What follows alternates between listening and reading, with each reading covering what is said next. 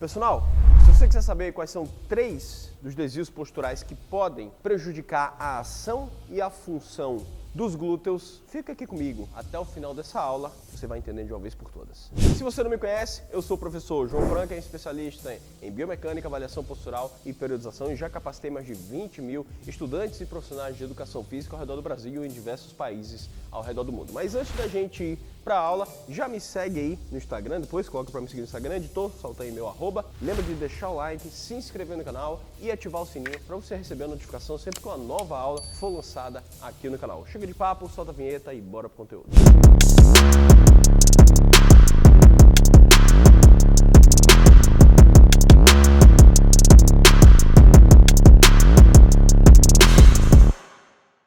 O primeiro desvio postural que é muito comum no sexo feminino, que pode prejudicar a ação e a função do glúteo, é a anteversão pélvica com uma hiperlordose lombar, uma hiperextensão da coluna lombar, uma acentuação da lordose fisiológica. Nesse desvio postural, você basicamente percebe que as espinhas ilíacas posterosuperiores estão mais altas do que as anterossuperiores, Então, está basicamente bem inclinado acima de 15 graus. Para saber isso daí, é assunto para outra aula. Mas na anteversão pélvica, quando a pelve inclina anteriormente, o quadril fica travado em flexão e também automaticamente gera uma hiperlordose lombar. A hiperlordose é essa que pode ser compensada ou por uma retificação lombar ou por uma hipercifose torácica, com acentuação da coluna torácica, tá? Ou até mesmo uma hiperlordose com a torácica em neutro. Por isso que cada caso é um caso, tudo tem que ser avaliado individualmente, porque não existe regra quando a gente fala de postura, Posturologia, que é o estudo da postura. E se você notar, algo muito comum das mulheres que apresentam anteversão pélvica com hiperlordose lombar, uma sobrecarga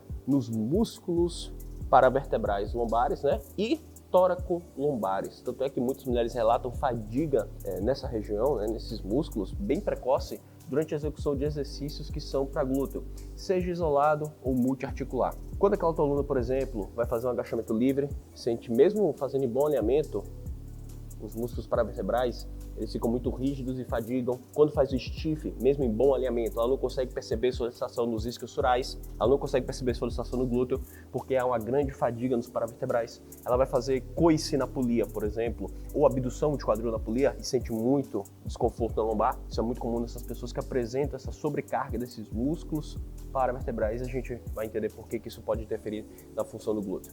E são mulheres que geralmente também apresentam a fraqueza dos músculos abdominais. Geralmente eles ficam protusos, essa parede abdominal, que é conhecido como pictose abdominal, caracterizada por uma fraqueza da musculatura tanto superficial, então reto do abdômen, oblíquo externo, quanto profunda na parede abdominal, oblíquo interno, transverso do abdômen, principalmente. E por que essa posição travada em anteversão pode prejudicar a ação do glúteo e a sua função?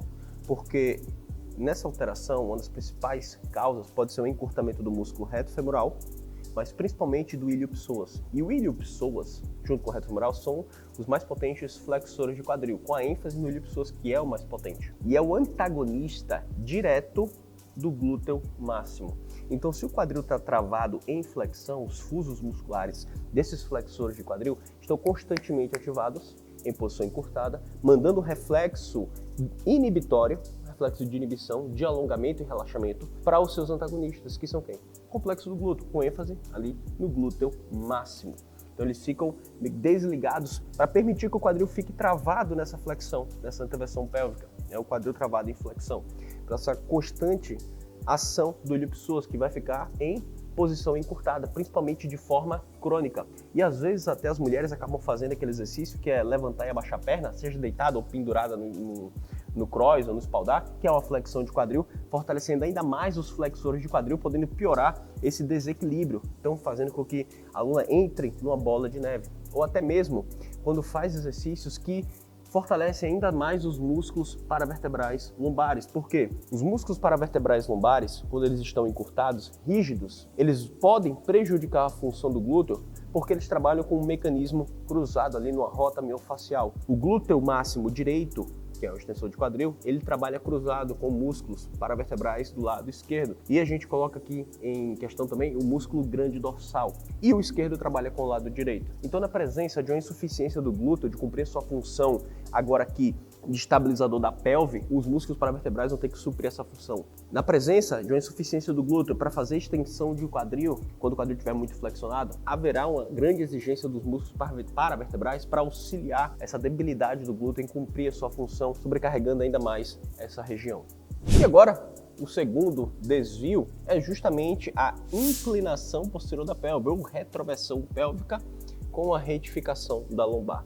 Nessa alteração específica, ela é até bem perigosa para a lombar, mas isso não é o assunto para esse vídeo. Ela é muito comum, não só, ela é comum de acontecer nas mulheres, mas principalmente nos homens. Então vamos até isso ao público feminino, que é o que a gente está abordando aqui. Você vai encontrar, quando fizer consultoria online, atendimento presencial, alunas que apresentam a retroversão pélvica com a retificação da lombar, podendo muito bem ela relatar que sente muito desconforto na lombar nos exercícios de membro inferior, principalmente quando for fazer exercícios de glúteo. Nessa posição ocorre justamente o oposto do que a gente viu na anteversão. Nesse caso, o complexo do glúteo, porque geralmente quem tem retroversão funcional, o quadril também se encontra hiperestendido. Como ela não tem essa alteração, ela está forçando, o quadril não está hiperestendido. Mas geralmente o quadril fica hiperestendido, quando ela hiperestende a pelve, gira em anteversão, por isso que não dá para demonstrar, mas fica a informação para você. Quando a pessoa tem retroversão, geralmente o quadril está hiperestendido e o joelho geralmente se encontra recurvado. Nesse caso, o glúteo ele fica em estado de encurtamento crônico, mas isso não significa que ele esteja forte, ele está sendo colocado nessa posição. E geralmente também nesses casos a pelve está em uma antepulsão, né?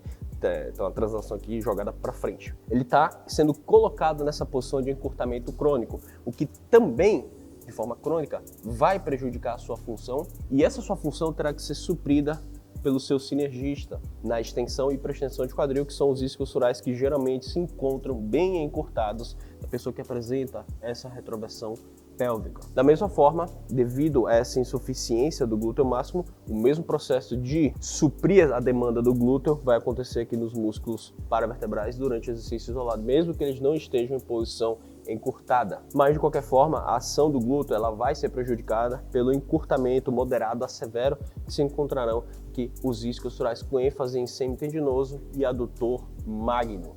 E agora vamos para o último desvio que pode prejudicar a ação e a função do glúteo, que é o joelho em valgo funcional, ou seja, o quadril ele está aduzido e em rotação medial, e os pés geralmente se encontram pronados, então quadril aduzido e em rotação medial. Duas posições que colocam o complexo do glúteo como um todo numa posição de alongamento crônico e insuficiência, e coloca rotadores mediais, e aqui a gente faz uma menção aos feixes anteriores do glúteo médio, que são rotadores mediais também, tá? Principalmente, além de outros, tá?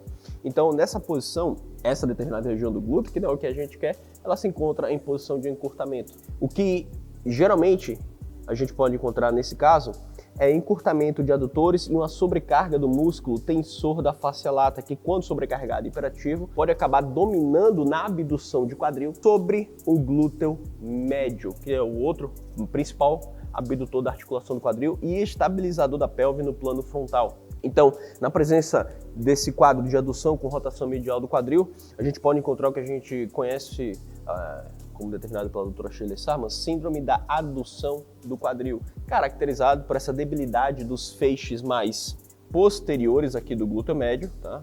Debilidade desses feixes posteriores do glúteo médio, que, além de abdutores, são rotadores laterais do quadril. Então, se o quadril está aduzido em rotação medial, ele está em alongamento máximo e em processo, né, de inibição, causado pelos seus antagonistas que estão em uma posição encurtada. E no processo de dominância do próprio tensor da face lata para estabilizar a articulação e para mover a articulação do quadril. Por exemplo, o aluno, quando vai fazer cadeira abdutora, que relata cãibra nessa região aqui, ó, do tensor da face lata, quando vai fazer cadeira abdutora. Aí tem uma cãibra bem na lateral aqui da coxa. Isso se dá por uma sobrecarga desse músculo tensor da face lata que está tentando se ativar, mesmo na posição que é totalmente desfavorável para ele, que é com o quadril flexionado. E nesse caso, nos alunos que apresentam isso daqui, além de prejudicar a função do glúteo, você acaba também ela prejudicando o compartimento medial, anteromedial da articulação do joelho, tá?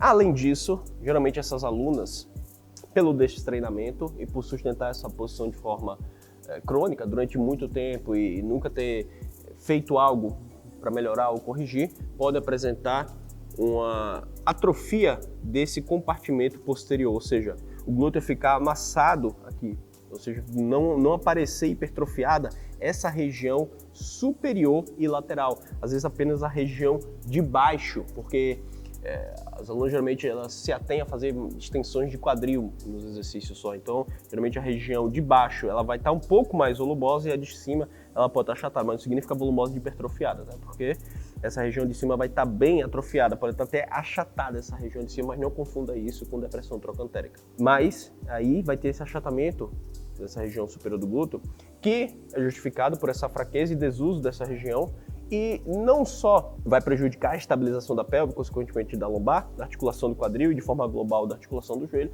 mas prejudica também a estética das suas alunas. Pois é, pessoal, esses são alguns dos detalhes que eu queria trazer para vocês terem a noção desse mundo que é a avaliação postural e a sua associação com ativação correta do músculo e, consequentemente, hipertrofia e, consequentemente, estética. Obviamente que foi algo bem superficial, até porque se a gente fosse abordar cada detalhe desse de forma aprofundada, daria 2, 3 horas de aula. E isso eu abordo justamente no meu curso, o Expert em Estética Feminina, que será lançado a segunda turma em breve, no dia 13 de setembro. Mas, enquanto isso, eu espero que você tenha gostado da aula. E agora você pode estar se perguntando, João, então como é que eu faço para corrigir esses desvios posturais? Quais exercícios, quais alongamentos, quais testes para verificar se o músculo está hiperativo, se está encurtado, se está fraco, se está alongado? É por isso que você precisa ficar ligado aqui no canal e ativar o sininho, porque semana que vem a continuação dessa aula aqui com mais alguns detalhes, só que dessa vez sobre testes musculares. Eu aconselho que você utilize com as suas alunas antes da prescrição de treino. Isso é óbvio, porque não existe prescrição de treino sem avaliação postural e sem avaliação funcional, principalmente se você quiser se tornar um expert em estética feminina. Então, já lembra de deixar um like, se inscrever no canal e ativar o sininho. Me segue no Instagram, @joaofrank, fique ligado no meu Insta, que tem conteúdo todos os dias também, lá no meu feed, nas postagens. E é isso, e até semana que vem.